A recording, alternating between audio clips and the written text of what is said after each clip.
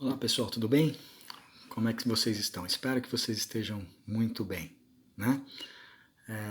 Vamos voltar aqui para o nosso momento estratégico, né? Para as disciplinas de vocês que passaram a ser EAD agora e vamos dar continuidade aí.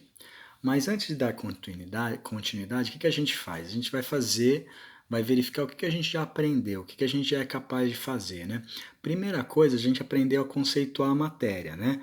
A gente verificou lá que o planejamento estratégico é aquele conjunto de ações, de gerenciamento de recursos a fim dos gerentes encontrarem um sucesso, né?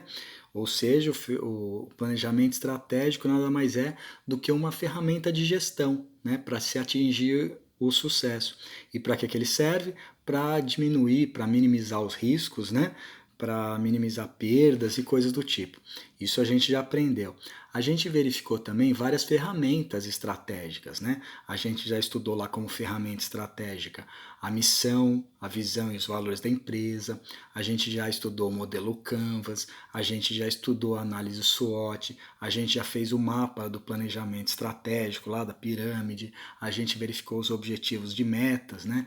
Plano de ações, né? A gente verificou também o plano orçamentário, que é aquilo que vai basear e que vai conseguir com que eu realize o meu planejamento estratégico, e a gente viu até a questão da tecnologia e a responsabilidade da inovação, aquela responsabilidade socioambiental que pode ser utilizado como diferencial no mundo contemporâneo corporativo de hoje, não é isso? Tudo bem, o que a gente verificou também? Que o que baseia tudo isso, que o que leva à fundamentação de nossas decisões são os projetos de pesquisa, não foi isso? O projeto de pesquisa, a pesquisa, a gente sempre falou que é algo que se faz antes, durante e depois do projeto, né? É ela que vai dar validade ao nosso planejamento estratégico. A gente verificou lá também os principais obstáculos do planejamento estratégico. Que lembra que eram três, basicamente eram três que falavam sobre a cultura como obstáculo, falava sobre os obstáculos organizacionais, falava sobre obstáculos empresariais, os culturais está lá naquele ambiente político, né, ambiente jurídico, o ambiente da sociedade em si, os organizacionais. Eu lembro que eu tinha falado com vocês que tem aquela confusão de hierarquia, por exemplo, né, onde os valores das pessoas são mais avaliados pelos gestores do que a própria empresa, né? Então a gente tinha aquelas empresas familiares que muitas vezes eu não sabia se quem estava me dando a ordem era o meu pai ou se era o gerente da empresa, né? Então tinha uma confusão lá e coisas do tipo. E aqueles empresariais, dependendo da filosofia da empresa, né? Que a gente verificou que empresas asiáticas são diferentes das empresas da América do Norte, das empresas da América Latina. Tudo isso a gente já viu. A gente também é capaz de definir quais são os nossos objetivos, né? Que a gente viu que eles advêm daquela reunião de briefing, onde a primeira pergunta geralmente é o objetivo, né? A gente falou também que esse objetivo tem que ser possível, né? Não pode ser um objetivo inatingível, porque senão ele cai no descrédito e ninguém vai ficar correndo atrás do impossível, né? A gente verificou o aporte financeiro que o objetivo tem que ter para se tornar possível, né? A gente verificou também a importância do cliente, do target em si, né? As empresas existem por causa dos clientes, haja visto que está acontecendo agora, né? Que esse boom na economia aí, vamos dizer, esse receio da economia, por quê? Porque os clientes não estão na rua, né? A economia está um pouco meio estagnada, aí, coisas do tipo, né? A gente verificou também a questão do desempenho operacional, como que eu vou trazer esse objetivo da empresa para o lado operacional, como eu vou materializar esse objetivo. Vocês também sabem disso. A gente verificou outras coisas como a importância dos colaboradores, né? A importância de cada colaborador para a empresa, para o planejamento estratégico, aquela questão do trabalho em equipe, né? Eu tenho que chegar na praia, então tem todo mundo que remar para o mesmo lado. Ou todo mundo rema para o mesmo lado, ou senão morreremos em alto mar todos, né? Então a gente verificou a importância dos colaboradores e também a responsabilidade socioambiental da empresa, né? A gente verificou que a empresa hoje, além de dar lucro, ela também tem que contribuir de alguma forma para a sociedade de uma forma geral, né? Isso agrega valor à imagem, né? E o consumidor, os clientes, os stakeholders, aí todo o ambiente, ele valoriza uma empresa mais sustentável, uma empresa mais social. Não é isso? A gente verificou que quando a gente define os nossos objetivos, esses objetivos não podem ir lá para o topo da pirâmide, ele não pode ser contrário ao topo da pirâmide. Lembra do topo da pirâmide? Missão, visão e valores? Os nossos objetivos estratégicos, eles não podem ser contrários às nossas à missão, a visão e os valores da empresa. Né? Também a gente verificou que o objetivo tático, lá quando a gente estabelece as metas, não pode contrariar essa missão, visão e valores, que o objetivo operacional trazer para o concreto algo abstrato, né? Nosso objetivo, como que eu faço isso? E a gente verificou o aporte financeiro. Isso tudo a gente já falou, isso tudo a gente já trabalhou, isso tudo vocês têm aí no material de vocês. E o que, que a gente vai fazer hoje? A gente vai ficar, eu preparei uma aula para vocês, um teaser aqui da aula, que seriam as 7 etapas do planejamento estratégico, tá? Eu peguei o planejamento estratégico e falei, bom, para eu fazer um planejamento estratégico, eu tenho que cumprir essas 7 etapas, tá bom? Eu vou passar para vocês aqui as 7 etapas e depois a gente vai falando uma por uma aí para não ficar um vídeo tão cansativo. A primeira é a identificação, eu tenho que definir a identidade da empresa. Tá? Primeira etapa, definir a identidade da empresa. Aonde que eu acho isso, professor? Lá na missão, visão e valores da empresa, filosofia da empresa.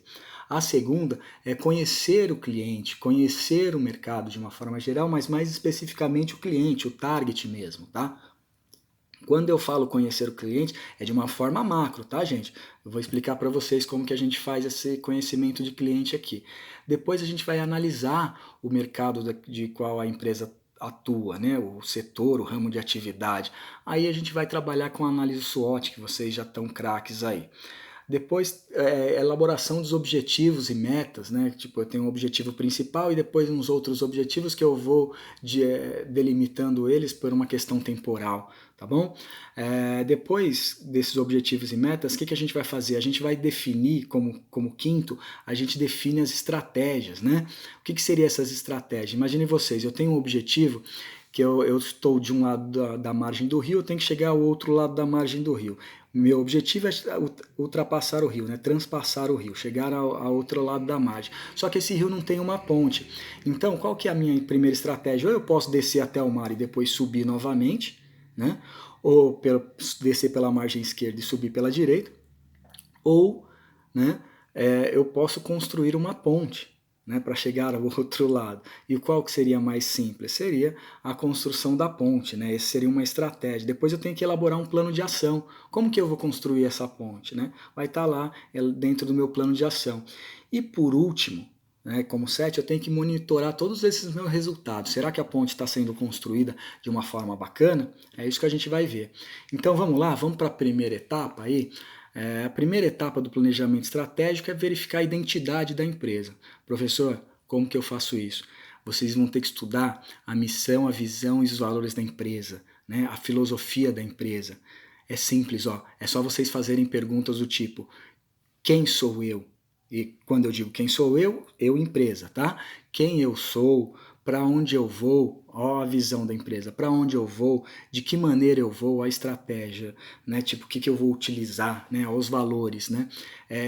De que maneira eu vou, para que eu vou, ó o objetivo aqui, para que eu vou, né? Para que lado eu vou. Aqui estão os objetivos da empresa, né? Eu tenho que analisar a imagem da empresa. E quando eu falo imagem, é aquela imagem que o gestor, que a empresa tem de si mesma e a imagem que o mercado tem dela. Né? Às vezes a imagem que o mercado tem dela não é a imagem que ela tem dela mesma. Lembra que eu falo que às vezes uma empresa de refrigerante acha que é só uma empresa de refrigerante. Ou o mercado acha que a empresa é uma empresa de refrigerante e para os gestores a empresa é muito mais que venda de refrigerante. Né? É um símbolo de imperialismo, é uma questão bem maior, a imagem da empresa é muito maior do que uma empresa de refrigerante, né? A gente já verificou isso também. O segundo é o conhecimento do target, gente. Aqui tem uma dica para vocês. Quando eu falo em conhecimento do target, eu falo de um conhecimento macro, tá certo? Eu falo de conhecer o target naquela questão concreta, onde eu consigo ver quem é meu target. De que jeito, professor? Classe socioeconômica, faixa etária, gênero, onde mora, aquilo que está bem simples para mim. E a segunda parte, que é a mais difícil, eu tenho que perguntar para ele, eu tenho que fazer uma pesquisa mais a fundo. Eu tenho que chegar e descobrir como que ele pensa, como que esse target toma as decisões de consumo, né? Então, o que levaria ele a consumir ou não, né? Eu tenho que verificar quais são as necessidades desse target, quais são as expectativas desse target e quais são os desejos desse target. Tá? Tudo isso eu faço através de pesquisa. E como dar um exemplo, professor? Para fazer esse estudo de target, gente, eu pego a análise de variáveis que são estimulantes para o consumo, estimulantes para a aquisição do produto ou do serviço ou da mesma imagem da empresa. Vamos dar um exemplo aqui, como é a oscilação de preço, né, a elasticidade de preço. Se o meu consumidor é altamente impactado pela questão preço, quanto mais eu elevar o preço do meu produto ou do meu serviço, menos ele vai consumir. Logo, a estimulante de preço é diminuir o preço. Logo, a desestimulante para o consumo é aumentar o preço. Tá bom? Isso é a segunda etapa. A terceira etapa é aquela etapa da análise ambiental, aquela análise macro e microambiental que a gente faz de uma forma bem bacana. Vocês já vêm trabalhando isso há bastante tempo, em específico a análise SWOT, né? Aquela forças, fraquezas, ameaças e oportunidades, o cruzamento de matrizes e coisas do tipo. Isso aqui não, a gente já falou até demais sobre isso, acho que não cabe aqui a gente ficar gastando tempo falando sobre essas questões. Tá, de análise. E a quarta etapa eu coloquei no material de vocês aí, que é estabelecer as metas e os objetivos. Gente, quando eu estabeleço as metas e objetivos, eu coloquei uma palavra para vocês nunca esquecerem aí no material, que está escrito assim, SMART. O que seria SMART, professor? O S seria de objetivos específicos, tá? O que é um objetivo específico? Por exemplo, é um aumento de share. Vamos colocar isso, um objetivo específico é um aumento de share. Eu não posso chegar num objetivo e falar assim, num objetivo estratégico e falar assim, eu quero aumento de share, eu quero uma rentabilidade maior, eu quero uma lucratividade maior, eu quero ser top of mind, eu quero construir uma marca forte. São 5 coisas diferentes, eu não tenho tempo para isso, gente. Sabe, tipo, o mercado não tem, eu não tenho aporte financeiro para fazer isso. Então, eu tenho que ser específico. Tá? Então, se é share, tá? Depois eu coloquei como M a mensuração. Esse meu objetivo ele tem que ser mensurável. Lembra da possibilidade? Ele tem que ser possível? É aqui que ele entra, ele tem que ser mensurável. Share de quanto, professor? Share de 2%.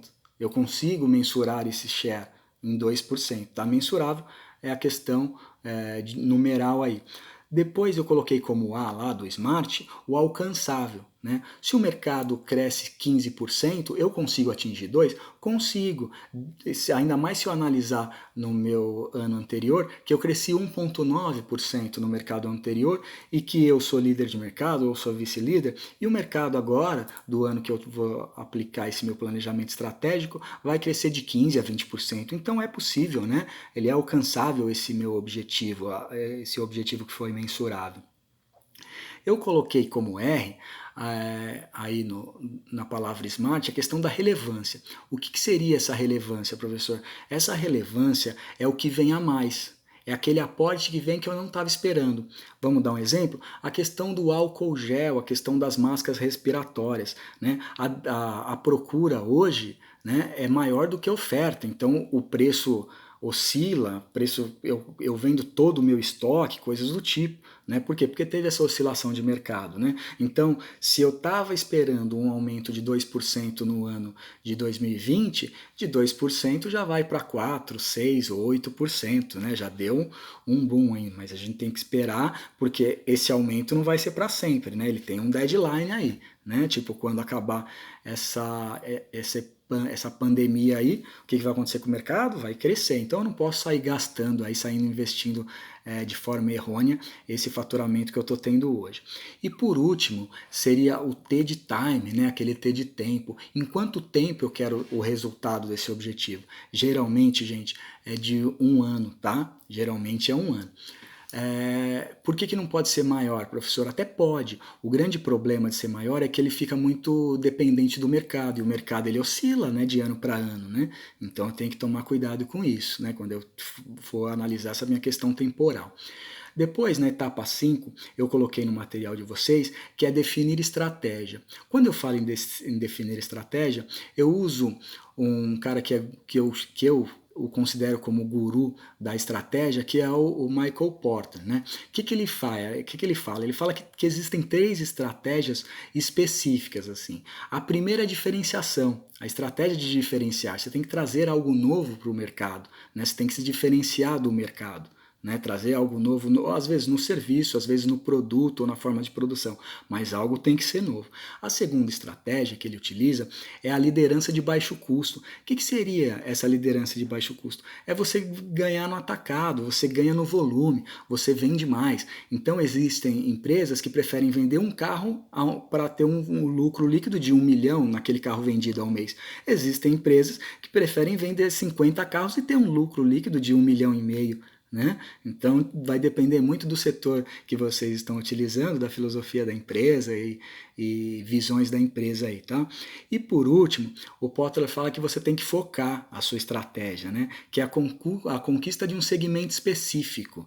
Né? Tipo, o que é essa conquista num segmento específico? Olha aí, a questão do álcool gel, eu tenho que ver a questão do coronavírus, né? Eu tenho uma grande área de atuação, que é a área da saúde, só que o segmento específico que mais está dando lucratividade ou que dará lucratividade para as empresas desse segmento é o ramo dessa pandemia aí, né? Quem conseguir aí patentear a cura desse vírus, acredito que vai ter uma grande força do mercado. Em 6, gente, em sexto, eu coloquei lá que é a elaboração do plano de ação, é aquela concretização do plano estratégico, né? Existe uma ferramenta que eu utilizo bastante. Qual é a ferramenta, professor? A 5W2H. O que seria essa 5W2H? Seria aquela o que fazer, né? Por que fazer, aonde fazer, quando fazer e quem vai fazer. Né? Então eu verifico que é what, why, where, when, who. Né? Tipo, são todas palavras em inglês que começam com W e essa é uma ferramenta que eu utilizo. Professor, faltou 2H. Não faltou não. O H, os 2H são de how, né?